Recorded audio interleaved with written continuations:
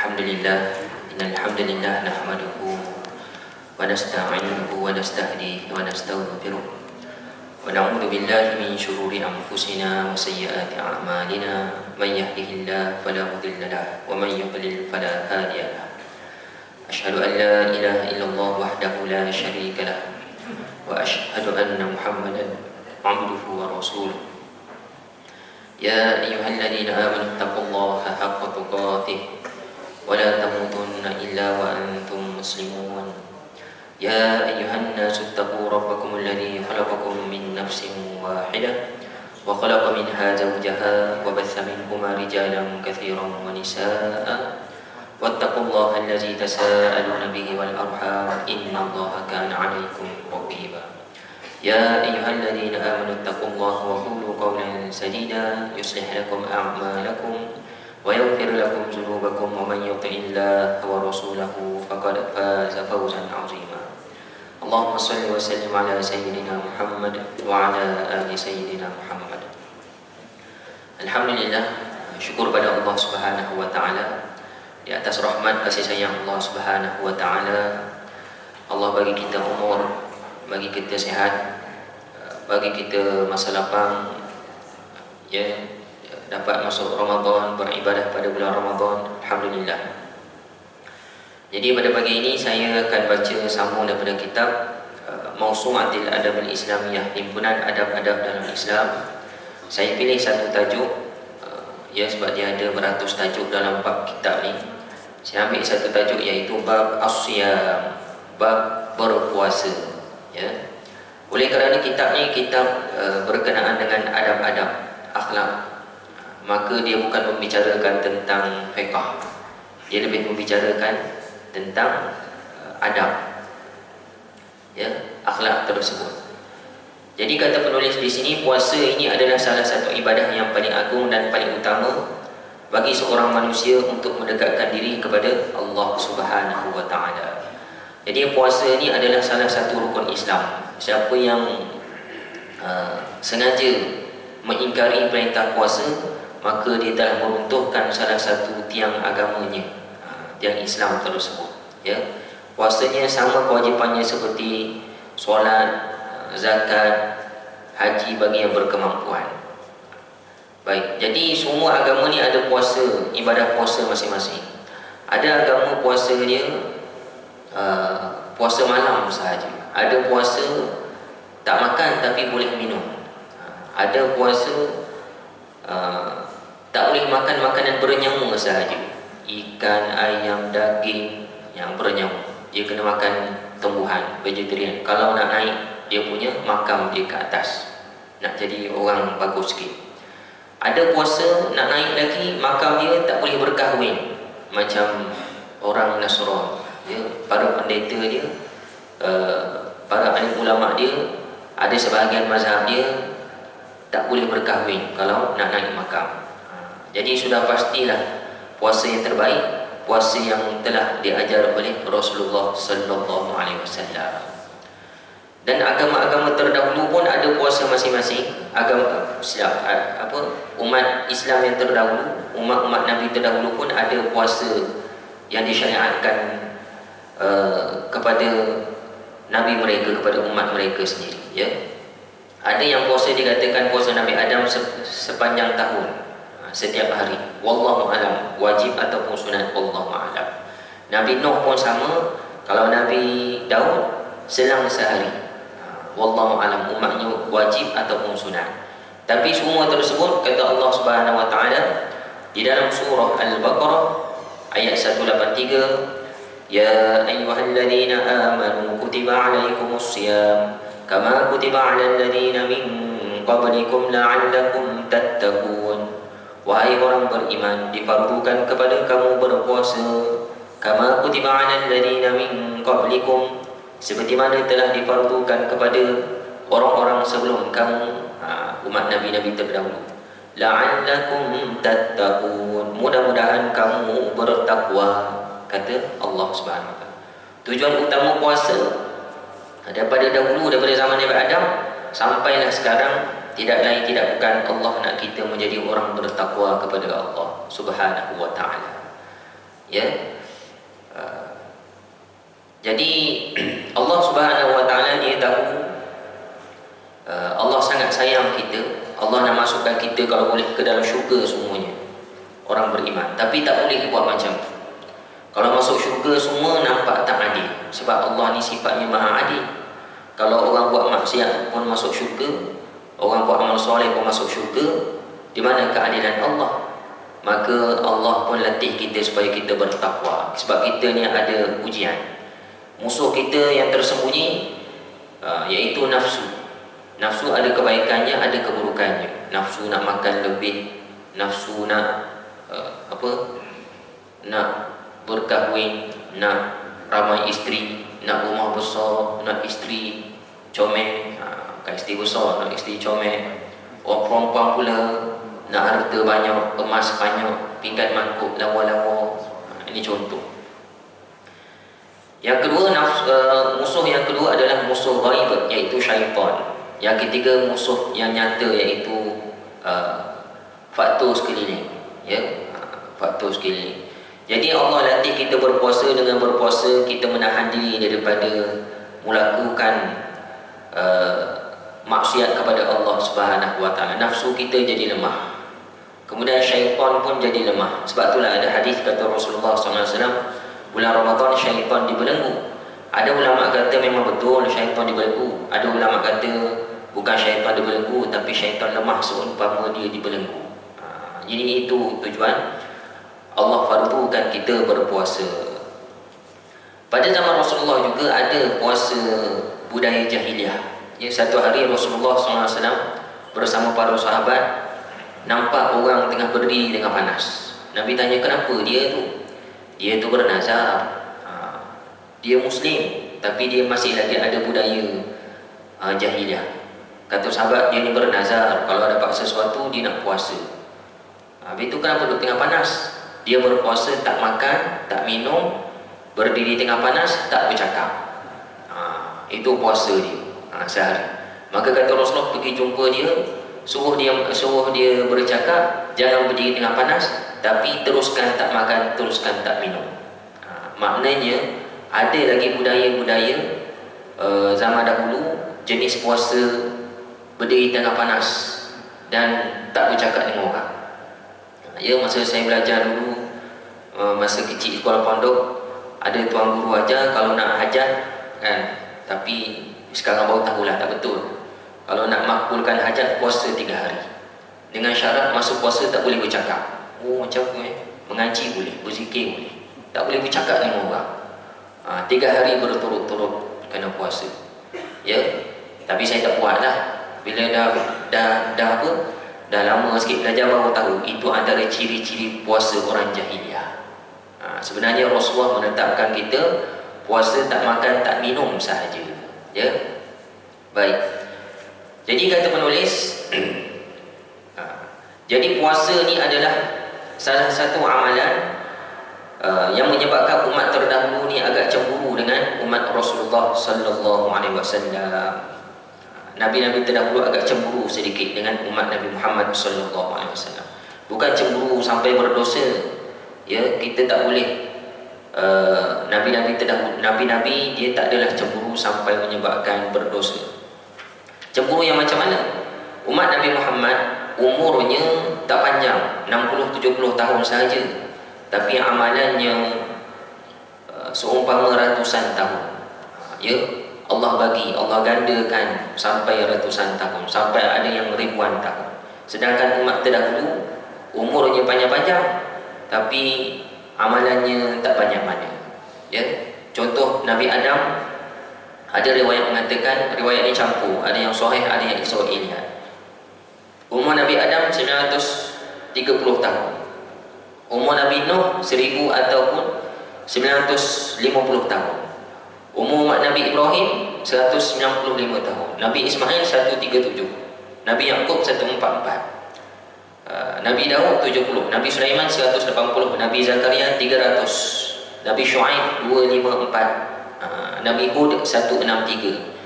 Nabi Isa alaihi salam 33 tahun, tapi tak mati lagi. 33 tahun dia angkat ke langit. Di langit.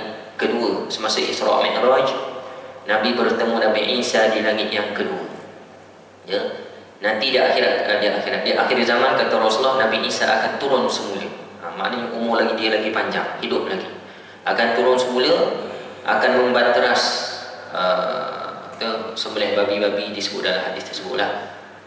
Membanteras, membetulkan semula, memanggil semula orang yang Nasrani supaya kembali kepada ajaran fitrah, mengesahkan Allah Subhanahu wa taala. Nabi Muhammad sallallahu alaihi wasallam 63 tahun, ya. Jadi nabi-nabi terdahulu umurnya panjang, umatnya pun umurnya panjang, kata Rasulullah sallallahu alaihi wasallam. Ya. Dalam sebuah hadis kata Rasulullah, khalaqallahu Adam wa tuluhu sittuna zira'a. Diciptakan Nabi Adam ni tinggi dia sittuna zira'a, 60 hasta. Thumma qala, kemudian dikatakan kepada Nabi Adam lepas Allah cipta, idhab fasallim ala ulaikal malaikah, pergilah kamu jumpa malaikat tersebut, bagi salam. Fastami' ma yuhibbunak tahiyyatuka wa tahiyyatu zurriyyatak, dengarkan apa jawapan mereka, jawapan keselamatan untuk kamu dan zuriat kamu. Faqala, Nabi Adam pun jumpa, assalamualaikum. Nabi Adam bagi salam. Faqalu, malaikat jawab, assalamu alayka wa rahmatullah, salam sejahtera ke atas kamu dan rahmat Allah. Fazaduhu wa rahmatullah, maka kata Rasulullah, malaikat pun tambah perkataan wa rahmatullah. Manusia pertama bagi salam adalah Nabi Adam. Ya, rupanya ucapan salam ni bermula daripada zaman Nabi Adam lagi, bukan Nabi Muhammad sallallahu alaihi wasallam. Kemudian kata Rasulullah lagi, fa kullu man yadkhulul jannah ala surati Adam, setiap orang yang masuk syurga dia akan berupa, dijadikan rupanya seperti rupa Nabi Adam. Apa maksudnya? Dibesarkan 60 hasta. Kita sekarang 5 hasta lebih kurang. Dah ada dah orang tengok bumbung tinggi mana agaknya, kan? Jadi maka kata Rasulullah, falam yazilil khalqu yanqusu hatta al-an, maka sejak daripada itu manusia sentiasa berkurangan ketinggiannya semenjak penciptaan Nabi Adam hatta al, sampailah sekarang, sampai zaman Rasulullah kita jadi 6 hasta, 5 hasta. Rasulullah boleh jadi 5-6 hasta. Orang Malaysia pendek sikit, kan? Orang Barat, orang Arab tinggi sikit, ya. Jadi pada Nabi Adam tinggi dia 60 hasta, makin kecil, makin kecil, makin kecil, umur pun makin pendek. Betul ke Ustaz? Macam bohong je. Kalau tuan-tuan tak percaya, maka gugur syahadah, gugur keimanan. Sebab hadis ni hadis sahih riwayat Imam Bukhari. Kita wajib percaya.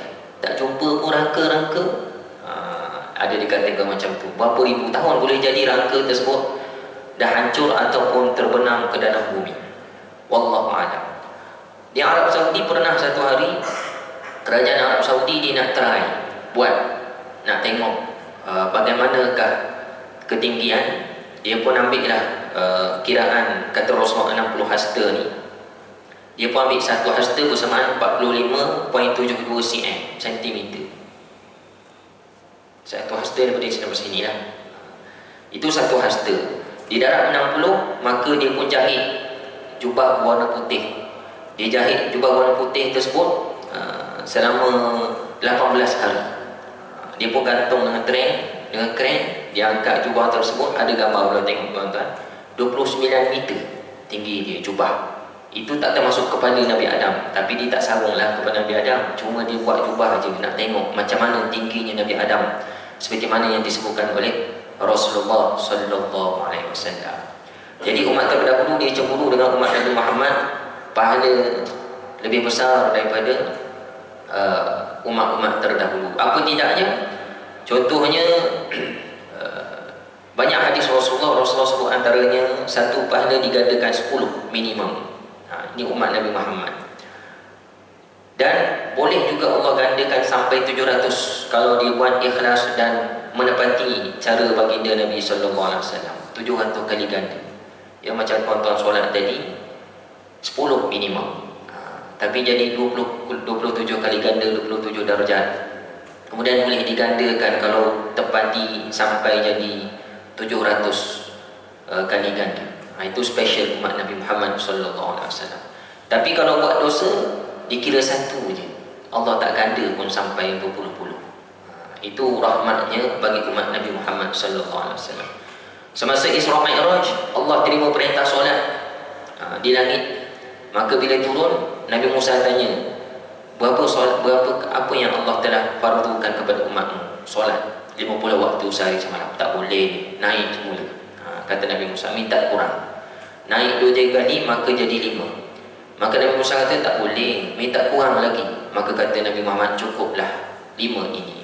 Kerana Allah telah berfirman, 5 waktu kali solat sehari semalam seumpama solat 50 waktu sehari semalam. Diganda 10. Ya, kita solat ni 5 waktu sehari semalam sebenarnya ringkasan daripada 50 waktu yang telah diwajibkan. Pahala pun 50 waktu. Maha kaya Allah Subhanahu wa taala. Kalau bulan Ramadan ada satu hari special, malam Al-Qadar. Umat-umat terdahulu tak ada. Tak diberikan malam Al-Qadar. Kebaikan malam Al-Qadar khairun min alf syahr, lebih baik daripada 1000 bulan, kata Rasulullah, kata Allah Subhanahu wa taala dalam surah Al-Qadar. Ya, 1000 bulan bahagi 12, 73 tahun lebih sikit. 73 tahun. Ya.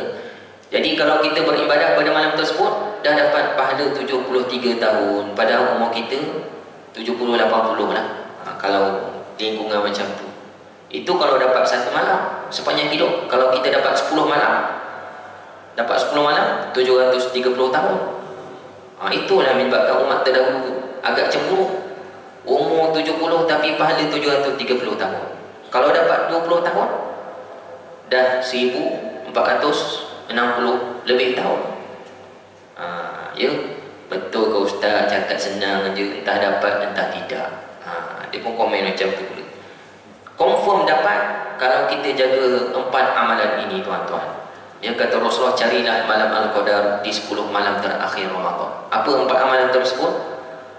Solat maghrib berjamaah, solat isyak berjamaah, solat tarawih, solat subuh berjamaah. Solat tarawih berjamaah boleh, tak boleh? Tak berjamaah pun boleh, sebab Rasulullah dua-dua buat. Tapi solat maghrib, isyak, subuh Nabi wajib berjamaah. Sebab malam ni dikira daripada maghrib sampai ke terbenam matahari. Malam. Solat maghrib berjamaah 10 malam terakhir tu kita tak miss solat maghrib berjamaah di masjid surau, di rumah Allah. Di rumah pun boleh, tapi lelaki afdal di rumah Allah Subhanahu wa taala, masjid surau. Kemudian solat isyak berjamaah. Sabda Rasulullah sallallahu alaihi wasallam, "Man shalla isyak jama'atan faka'annama shalla nisful lail." Siapa sembahyang isyak berjamaah, pahalanya seolah dia telah sembahyang setengah malam. Qiyamul lail setengah malam. Tak mampu nak solat 6 jam setengah malam. Sebab satu malam 12 jam di Malaysia standard. Kemudian sambungan daripada hadis tersebut, kata Rasulullah, "Wa man shalla subha jama'atan faka'annama shalla al-lail kullah." Siapa sembahyang subuh berjamaah, pahalanya seolah-olah dia telah sembahyang penuh satu malam. Kullah. 12 jam non-stop tak tidur. Jadi walaupun tuan-tuan tak qiyamul lail, kan, lepas tarawih balik murid tidur. Nak qiyamul lail tak berapa nak bangun sangat. Ya, bangun pukul 5.30 sahur je. Kemudian orang azan datang ke surau balik. Walaupun, tapi kalau qiyamul lail lagi bagus, tuan-tuan tetap dapat pahala qiyamul lail, sebab jaga solat isyak dan solat subuh berjamaah di rumah Allah Subhanahu wa taala. 10 malam terakhir kita jaga, tak pernah miss, confirm dapat malam Al-Qadar. Walaupun tuan-tuan tak nampak pokok sujud ke, tak nampak hujan renyai-renyai ke, angin tak bertiup ke, burung tak berbunyi ke, apa-apalah. Ada orang dia nak tunggu tanda-tanda dulu baru nak beribadah. Ada orang tanda ke tak tanda, aku tetap nak beribadah. Yang tu lagi bagus. Jadi kalau kita jaga 10 malam terakhir, confirm dapat. Ya, jagalah 4 amalan tersebut. Yang lain-lain boleh tambah lagi, sedekah ke boleh tambah, tapi 4 amalan tu kunci untuk mendapatkan malam Al-Qadar. Kemudian banyakkan berdoa apa? Ada orang malam Al-Qadar, aku nak minta hajat, kaya lah, macam-macam. Tapi Aisyah tanya, ya Rasulullah, kalaulah aku berjumpa malam Al-Qadar, aku nak minta apa yang paling patut? Maka kata Rasulullah, Allahumma innaka afu tuhibbul af fa'fu anni. Ya Allah, Engkau Maha Pengampun, Engkau sukakan keampunan, ampunkanlah dosa. Rupanya minta ampun yang paling bagus sekali pada malam Al-Qadar. Yang lain pun minta juga, tapi minta ampun lagi utama yang diajar oleh Rasulullah sallallahu alaihi wasallam. Kalau tuan-tuan istiqamah 10 malam terakhir, 4 amalan tersebut 10 tahun dapat malam Al-Qadar. 20 tahun dapat malam Al-Qadar. Amalan 1400 tahun. Umurnya berapa-berapa sahaja. Itulah kecemburuan umat terdahulu. Rugilah bagi siapa malam-malam terakhir, 10 malam terakhir dah tak pergi masjid surau dah. Dia pergi awal-awal je. Malam-malam terakhir duduk sibuk beli baju raya dekat jalan apalah dekat KL. Kenapa beli lewat-lewat ni? Murah sikit. Beli kuih raya dah. Kemudian ada malam-malam orang tarawih, orang sembahyang isyak, dia bakar lemak. Bakar lemang lah, ayam ketupat lah, tukar langsir lah. Siang tak nak buat. Siang letih, buat malam. Tak tarawih, tak isyak berjemaah. Kalau kena malam Al-Qadar, rugi saja. Bukan tak boleh buat benda tu, boleh buatlah siang. Kalau balik kampung pun azam, balik waktu siang. Kalau jam kena waktu malam, aku nak maghrib juga berjemaah, berhenti dekat rai'ah. Tak ada orang ajak orang berjemaah, jangan sembahyang seorang-seorang. Saya jadi imam ke, orang lain jadi imam ke, orang lain tak nak, ajak anak-anak imam dengan saya. 2 orang pun tak apa, nampak sembahyang seorang-seorang je. Isyak berjemaah dekat rai'ah ke, tarawih boleh sembahyang seorang-seorang. Sampai pula esok pukul 4, tidur sekejap bangun sahur, orang azan dekat kampung, pergi surau, pergi masjid dekat kampung pula. Tak nak terlepas subuh berjemaah, confirm dapat malam Al-Qadar. Walaupun pada malam tersebut tuan-tuan balik kampung. Ya. Jadi jagalah 4 amalan tersebut pada 10 malam terakhir supaya kita tidak terlepas amalan 73 tahun. Ya. Kalau kita buat sampai mati, insya-Allah dapatlah amalan tersebut. Kata penulis, ketika berpuasa ni seeloknya yang pertama mestilah ikhlas kerana Allah Subhanahu wa taala. Itu syarat penerimaan semua amal ibadah kepada Allah. Nombor 1 mestilah niat.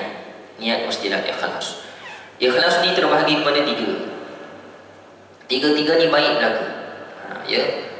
Yang ranking paling bawah sekali, yang nombor 3, dia beramal ibadah kerana nak pahala. Ranking nombor 2 atas sikit, beramal ibadah kerana takut balasan Allah. Ranking nombor 1, dia beramal ibadah, dia tak fokus sangat nak pahala, tak fokus sangat takut siksaan Allah, tetapi kerana bersyukur kepada Allah. Ini ranking nombor 1 seperti mana Rasulullah sallallahu alaihi wasallam. Saya pernah bawa cerita dulu, contoh seorang bapa balik rumah. Dia bagi tahu Kak Long, tolong picit ayah tengok lah. Kalau saya picit, ayah nak bagi apa? Ayah bagilah duit poket, esok tambah RM5. Dia pun picit. Kak Long picit kerana nak dapat wang saku. Esoknya ayah dia balik, Kak Long tak balik sekolah lagi. Kak Angah, ayah letih lah, tolong picit ayah. Malas ayah, saya baru balik sekolah. Kalau saya tak picit, boleh ke? Kalau tak picit, ayah tak bagi duit poket esok. Yolah, dia pun picit. Kak Angah picit kerana takut tak dapat duit poket. Macam itulah umpama orang beribadah, pertama nak balasan pahala, yang kedua beribadah kerana takut balasan Allah, siksaan Allah. Esoknya ayah dia balik lagi, Kak Long, Kak Angah tak balik sekolah. Adik pula yang bongsu. Adik, ayah dengar lah, ayah nak picit nak lah. Dia pun picit. Picit. Tak tanya pun dapat upah berapa. Ayah dengar kat mana lagi lah? Kaki, saya picit kaki. Dia pun picit kaki. Ayah nak air, mana boleh puasa. Contohlah. Maka yang ketiga ni, dia buat bukan kerana nak balasan, bukan kerana takut tu, tapi dia buat kerana, kenapa rajin sangat picit ayah? Kan tu ayah kita, dia suruh picit-picit lah. Kan dia dah besarkan kita, dia bagi kita makan, dia bagi kita belanja, nak picit je pun. Kita kan anak dia.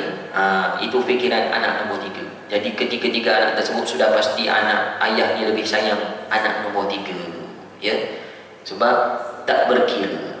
Begitulah Rasulullah sallallahu alaihi wasallam. Rasulullah sallallahu alaihi wasallam dia berqiyamul lail. Rasulullah berqiyamul lail. Dan qiyamul lail Rasulullah lama. Kata Aisyah, jangan kamu tanya berapa lama berdiri, berapa lama sujud, berapa lama rokok. Sangat lama. Tapi bilangan rakaatnya 11 dan 13 rakaat saja setiap malam. Maka kerana tubuh badan Rasulullah ni lawa, cantik, putih, kemerah-merahan, daripada rambut sampai ke bawah semua comel. Cuma kaki je kurang lawa sikit. Tumit dia pecah-pecah sikit, merekah. Tumit pecah merekah. Ya, tapi tak adalah sampai berdarah. Maka kata Aisyah, ya Rasulullah, sebab apa? Sahabat Nabi bila berjalan dengan Rasulullah, dia nampak Rasulullah lawa satu tubuh badan. Tapi bila di rumah, Aisyah nampak kaki Rasulullah. Sebab bila berjalan, Nabi pakai kasut, orang tak nampak kaki dia. Di rumah, Nabi nampak kaki Aisyah. Sebab dia satu family. Ya Rasulullah, kenapa dipegang tengok tumit Nabi? Kenapa beribadah sampai macam ni sekali? Bukankah Allah dah ampunkan dosa kamu dahulu dan akan datang? Maka jawab Rasulullah, afala akuna 'abdan syakura? Tak bolehkah aku menjadi hamba yang bersyukur? Jadi Nabi beribadah bukan kerana nak pahala, bukan kerana takut seksa neraka, tapi kerana nak menggembirakan Allah. Buatlah amal ibadah banyak-banyak.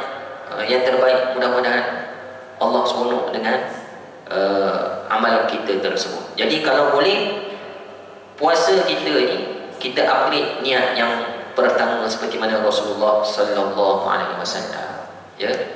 Macam tuan-tuan solat berjemaah tadi. Tuan-tuan solat, saya yakin tuan-tuan niat nombor satu. Niat kerana bersyukur.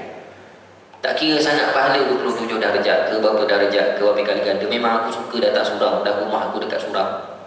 Kan. Aku datang je dah surau. Kalau duduk rumah je rasa tak kena je semayang kat rumah, rasa apalah semayang kat rumah, pergi surau je. Itu niat nombor satu. Tak kira sangat pahala, tapi memang dah jadi amalan, kita jadi niat nombor satu. Kalau boleh semua amal ibadah jadi nombor satu seperti mana Rasulullah sallallahu alaihi wasallam. Sedekahnya, solatnya, baca Qurannya. Baca Quran satu juzuk ni bukan kerana ikut grup, tapi memang grup baca pun. Ada orang baca satu juzuk sebab tadarus. Satu juzuk sehari, 2 juzuk sehari. Nak kejar dia punya limit. Tak ada, aku bukan nak kejar limit. Memang aku nak baca, setiap hari aku baca. Kalau boleh upgrade sampai ke situ. Tapi kalau dia niat kerana nak pahala juga, pun tak ada masalah, tetap dapat pahala. Ya, sebab saya pernah dengar ada penceramah dia kuliah, kata tuan-tuan, kalau tuan-tuan beribadah kerana nak pahala, tuan-tuan bersedekah kerana nak Allah balas, sedekah RM1 nak Allah balas RM10, puasa macam ni nak macam ni, solat macam ni nak macam ni, sebenarnya tuan-tuan tak ikhlas lagi. Dia kata macam tu. Ya, sebenarnya salah tuan-tuan. Niat nak balasan pun sebenarnya ikhlas, nak balasan Allah. Yang tak boleh nak balasan manusia. Nak balasan manusia tak boleh, nak balasan Allah ikhlas. Ya, sebab apa? Banyak hadis Nabi cerita buat amal ibadah tu Allah balas macam ni. Rasulullah kata siapa solat jenazah dan iring kubur ke iring jenazah ke kubur dapat pahala 2 kira. Sahabat tanya 1 kira macam ni? Sebesar bukit kubur. Wow. Pun dapat pahala. Apa tujuan Nabi cerita pahala macam tu? Nak suruh sahabat rasa nak buat lah. Kalau satu umrah bulan Ramadan sama pahalanya dengan satu haji, kata Rasulullah. Maknanya Rasulullah buat umrah. Ya, kalau solat berjemaah 27 darjat, 25 kali ganda. Saya terlupa dua tu, kali ganda dengan darjat. Dua-dua ada hadis tersebut, 25 dan 27. Nak suruh kita buat lah.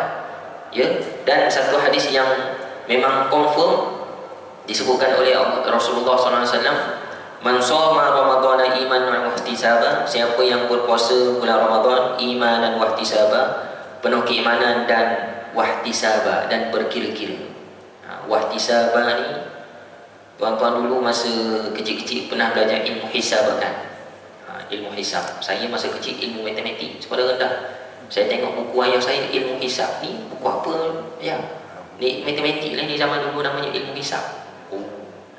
Jadi wahtisaba ni maksudnya berkira-kira pahala. Kalau aku solat jenazah bulan ni dah 5 jenazah, aku solat dan aku iring jenazah, kata Nabi 2 kira. 2 darab 5, 10 kira. 10 bukit Uhud aku dapat bulan ni. Wow, banyak pahala aku. Contoh, dia kira macam tu. Maka kata Rasulullah, ghufira lahu ma taqaddama min dzambih, diampunkan dosanya yang lepas-lepas. Ampun dosa juga, bukan tak dapat pahala, tetap dapat pahala walaupun berkira-kira. Itu pun ikhlas, tapi ikhlas tahap 3 ataupun 2 ya. Tapi kalau kita tak berapa kira, buat aja, itu nombor 1 punya, seperti mana Rasulullah sallallahu alaihi wasallam.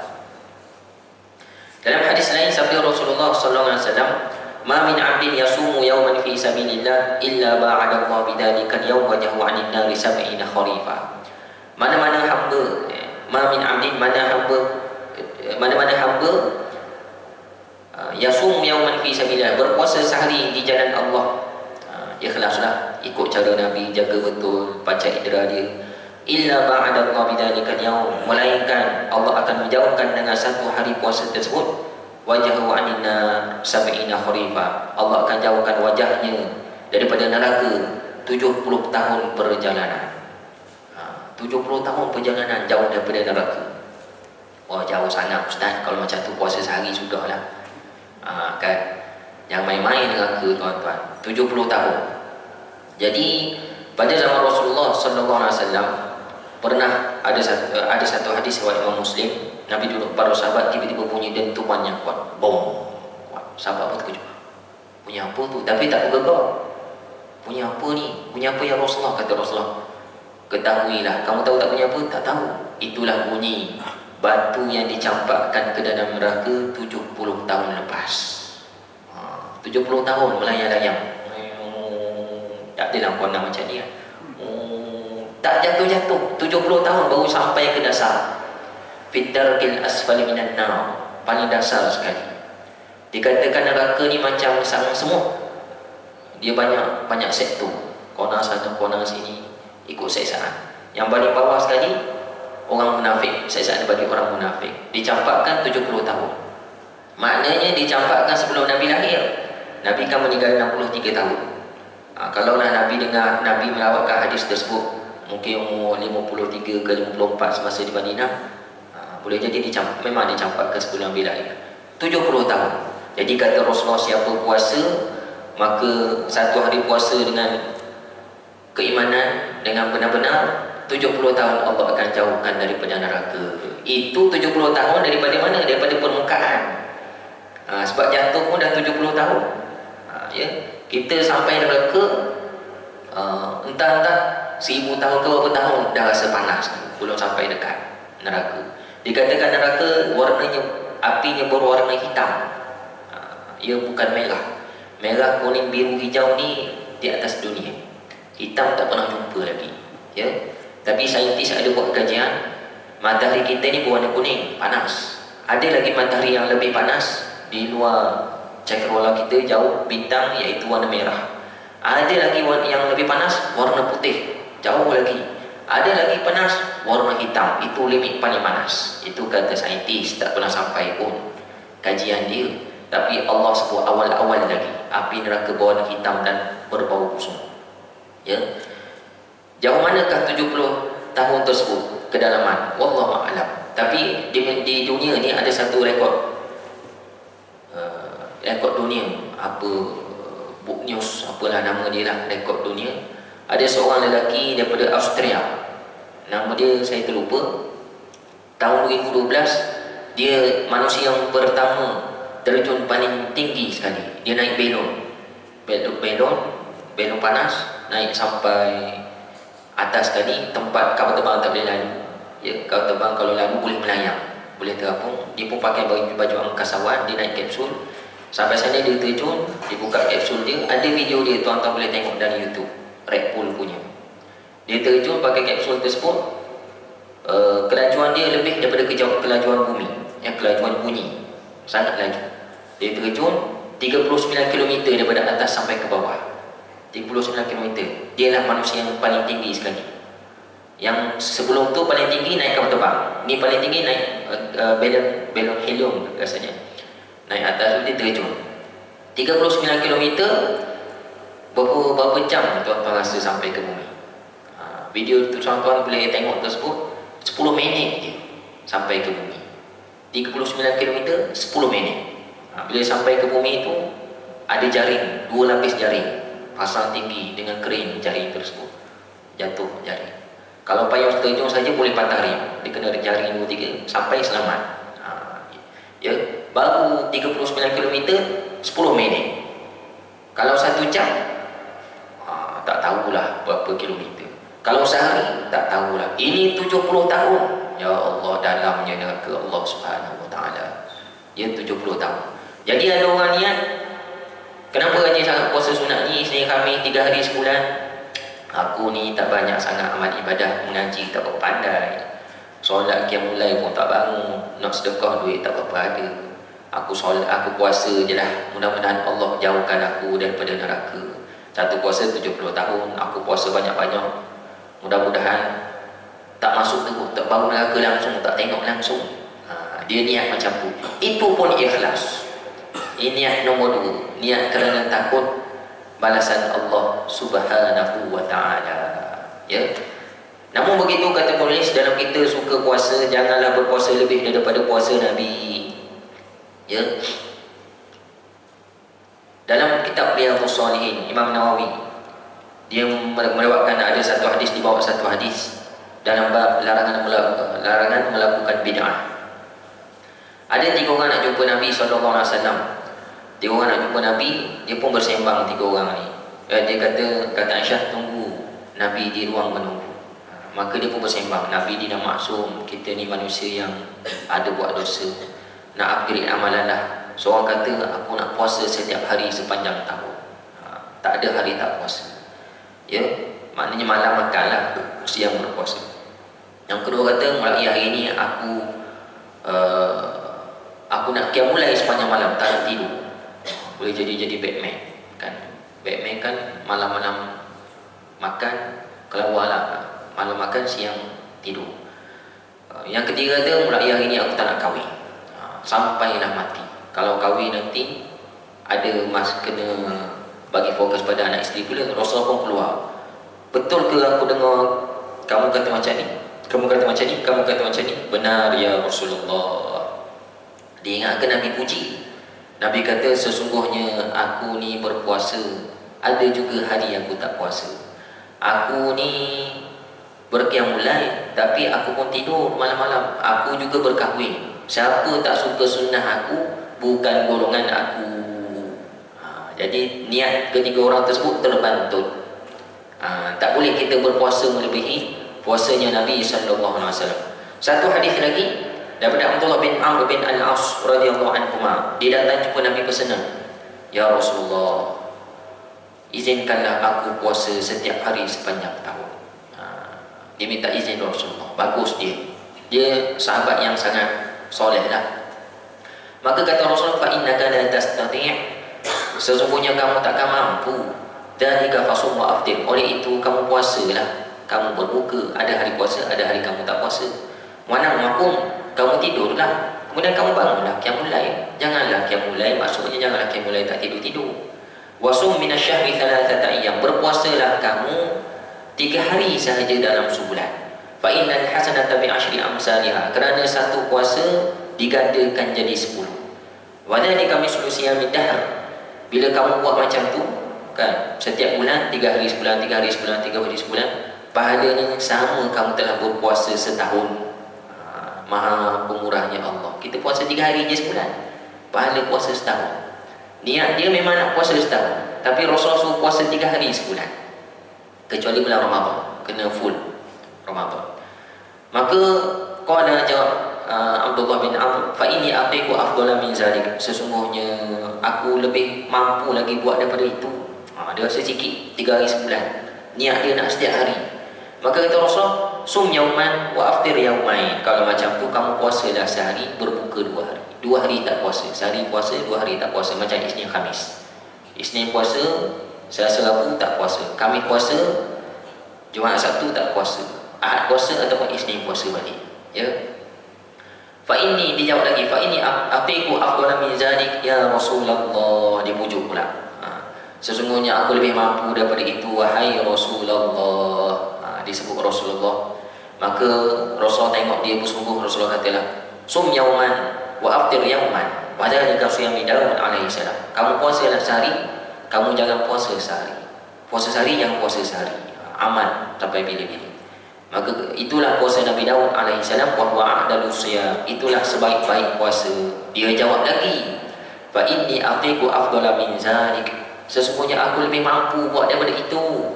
Maka apa jawab Rasulullah sallallahu alaihi wasallam? La afdala min zalik. Tidak ada yang lebih afdal daripada itu. Nasib baik dia diam.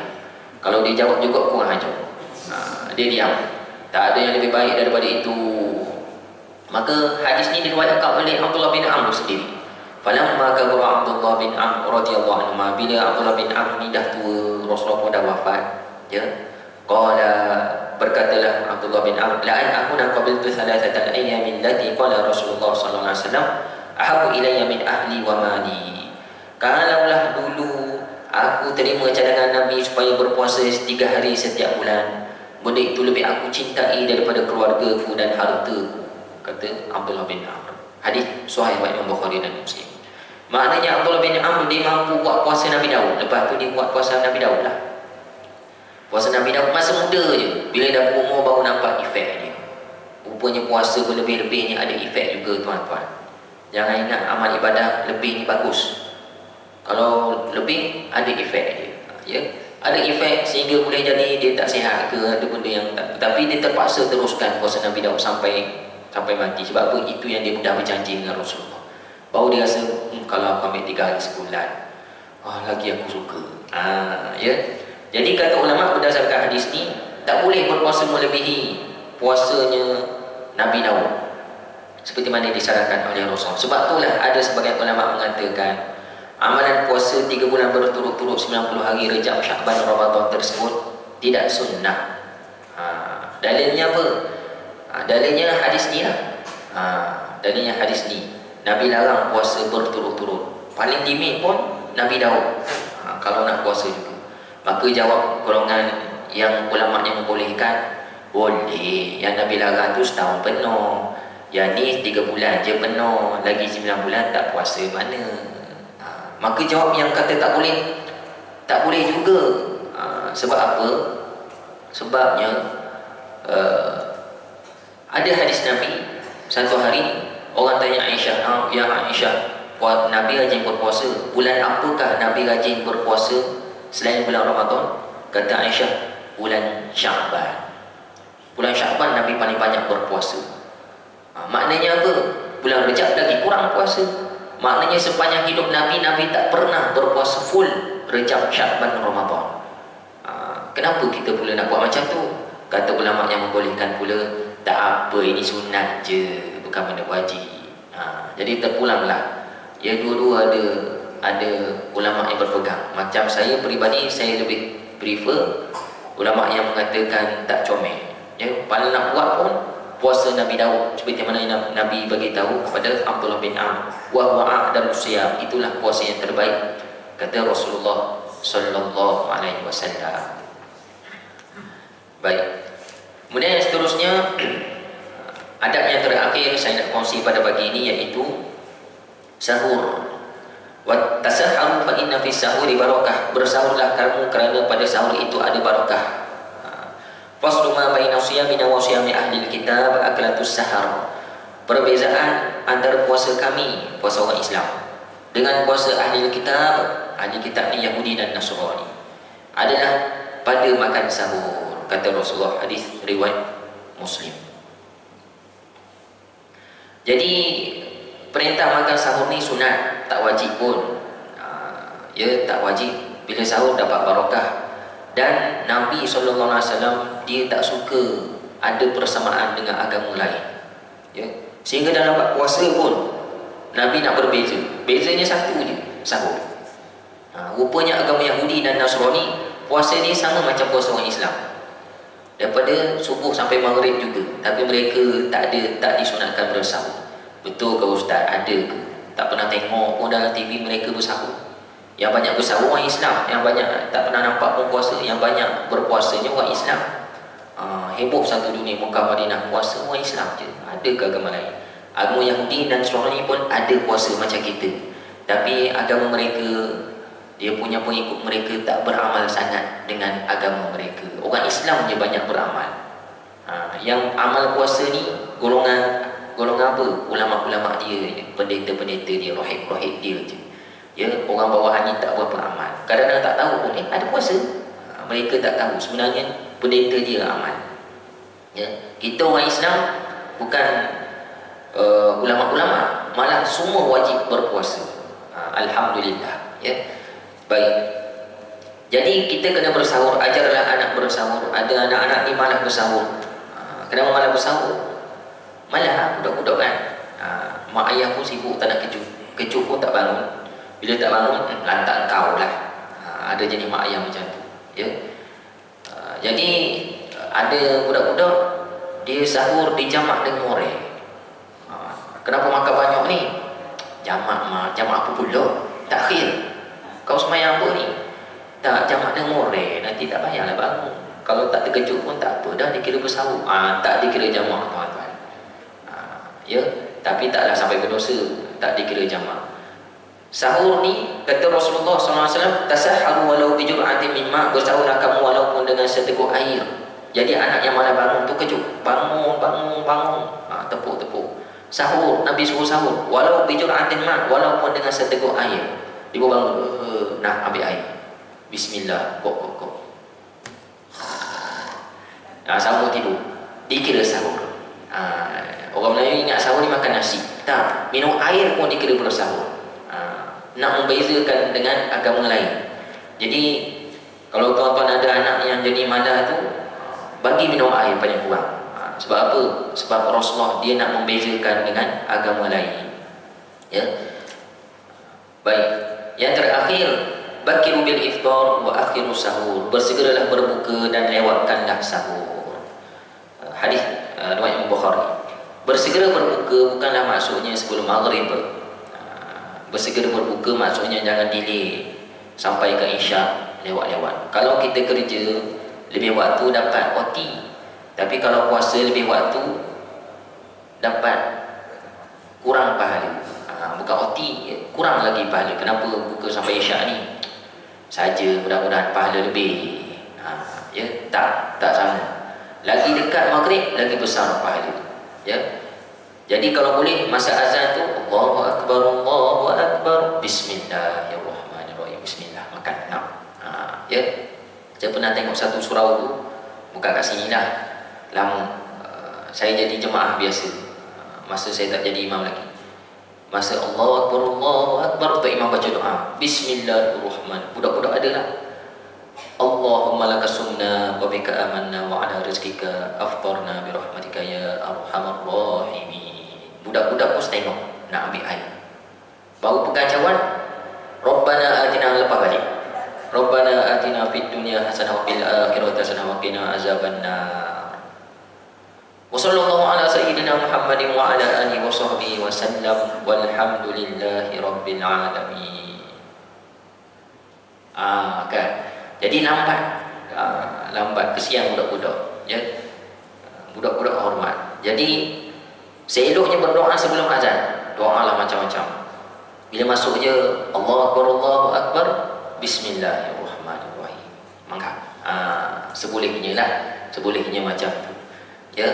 Baik. Wa akhiru sahur, melewatkan sahur. Yang ni jadi perbahasan. Lewat sahur ni sejam sebelum subuh ke? Kalau subuh contoh pukul 6 lah. Kan? Pukul 5 ke dia kena lewat sahur? Ataupun 5.30 ke lewat sahur? Ataupun 5.55 lewat sahur? Mana boleh Ustaz, 5.55 itu waktu imsak, katanya. Jadi berapakah minit sebenarnya melewatkan sahur? Siapa melewatkan sahur, pahala dia lebih. Puasa dia pahala lebih. Sebab ikut sunnah Nabi SAW. Banyak hadis Nabi suruh melewatkan sahur. Nak tahu berapa minit? Satu hari Zaid bin Thabit radhiyallahu anhu dia kata, kami pernah bersahur bersama Rasulullah SAW. Kemudian kami pun bangun untuk mengerjakan solat. Solat apa ni? Sama ada solat qabliyah subuh ataupun solat subuh berjamaah. Kami makan sahur bersama Rasulullah. Kemudian kami pun bangun nak solat. Anas bin Malik radhiyallahu anhu, seorang sahabat yang muda, ya, dia nak tahu sangat macam mana masa dia. Sebab bila dengar Nabi kata melewatkan sahur, macam mana lewat sahur? Anas pun nak tahu. Ya, dia pun tanyalah, wahai Zaid, berapakah jarak waktu antara kamu bersahur dan kamu solat? Maka solat qabliyah subuh boleh jadilah. Maka jawab Zaid bin Sabit, jaraknya sekitar 50 ayat. Bukan 50 minit, 50 ayat. Macam mana nak kira 50 ayat tu berapa minit? Ya. Baik. Kita kira macam ni lah. Orang baca Quran 1 juzuk sejam. Standard. Kalau budak tahfiz 1 juzuk 40 minit. Kan? Kalau orang awam 1 juzuk sejam. Maknanya satu muka 3 minit. Satu muka surat, bukan satu helai, satu muka 3 minit. Dalam Al-Quran ada satu surah sahaja 50 ayat. Surah apa? Surah Al-Mursalat. 50 ayat. Berapakah muka surat? 1,5 muka surat. 1,5 muka surat, maknanya 3 tambah 2, 5 minit. Maknanya antara Nabi sahur dengan Nabi solat qabliyah subuh dan masuk subuh 5 minit sahaja. 5 minit. Kalau subuh masuk pukul 6, Nabi bersahur pukul 5.55. Waktu dia.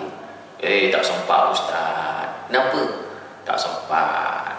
Sebab kita makan nasi, minum air macam-macam kan? Lepas tu terselitlah daging ke apa semua. Tengah makan, Allah. Nabi boleh lah 5 minit. Sebab apa? Sebab Nabi pernah makan sahur kurma sahaja dan minum air sahaja. Ya, kita makan berat, makan nasi. Tak sempat Ustaz. Baiklah, kalau tak sempat, dalam Al-Quran ada 3 lagi surah dekat 50 ayat. Satu surah je dalam Al-Quran 50 ayat, dekat 50 ayat, iaitu 52 ayat. Yang pertama surah Al-Haqqah, yang kedua surah Al-Qalam. Surah Al-Haqqah dan Al-Qalam masing-masing dalam juzuk 29. Jadi berapa minit baca? Sebab dia 2 muka surat je, dua surah tersebut 2 muka surat, 6 minit. Sebab 3 minit satu muka surat, 6 minit. Iman 6 minit tak sempat Ustaz, nak makan nasi. Baiklah, ada satu surah lagi 52 ayat, surah Ibrahim. Ayat dia panjang-panjang sikit. 20 surah Ibrahim 7 muka surat. 7 muka surat, darab 3 minit, 21 minit. Maknanya kalau pukul 6 masuk subuh, waktu lewat takhirus sahur tolak 20, 5.40.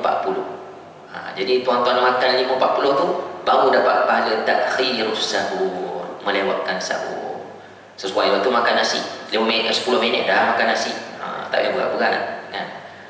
10 minit, kemudian kita komo-komo sikit, ambil wudu, turun ke surau, Allahu Akbar, selesai. Jadi kalau nak dapat pahala lebih bersahur, cubalah melewatkan sahur. Kalau rasa tak sempat, ambil surah Ibrahim 20 minit sebelum masuknya waktu subuh. Ya. Jadi macam tu. Tapi kalau tuan-tuan makan 5.30, pukul 5 ke, kenapa pakai makan pukul 5.30 ni? Dah dekat subuh kata isteri, belum lagi melewat takhirus sahur. Ya, dia 20 minit surah Ibrahim. Tak sempat juga Ustaz, saya tak boleh, saya nak buat tak nak kalut-kalut, biar awal tak kalut. Apa orang utara kata, ya. Jadi kita boleh ambil kaedah yang kedua. Kita makan dulu pukul 5 ke, pukul 4.30 ke. Lepas tu pergi surau tu bawa air mineral satu. Kan, bawa air mineral. Bunyi orang tarhim, ya arhamar rahimin arhamna. 5 minit lagi. Kita buka, bismillah, kok. Mudah-mudahan dikira melewatkan sahur juga dengan air. Sebab kata Rasulullah, bersahurlah kamu walaupun dengan seteguk air. Ya, kita nak dapat juga yang lewat tersebut, walaupun minum beberapa teguk air. Kalau tak boleh nak makan berat. Jadi mudah-mudahan kita dapat pahala yang banyaklah bila kita berpuasa pada bulan Ramadan ini. Kita ikut adab dan cara baginda Nabi SAW. Cukup dulu sekadar ni, yang baik daripada Allah, kurang lemah saya mohon maaf. Kita tangguh dengan tasbih kafarah. Subhanakallah wa bihamdika, asyhadu an la ilaha illa anta, astaghfiruka wa atubu ilaik. Assalamualaikum warahmatullahi wabarakatuh.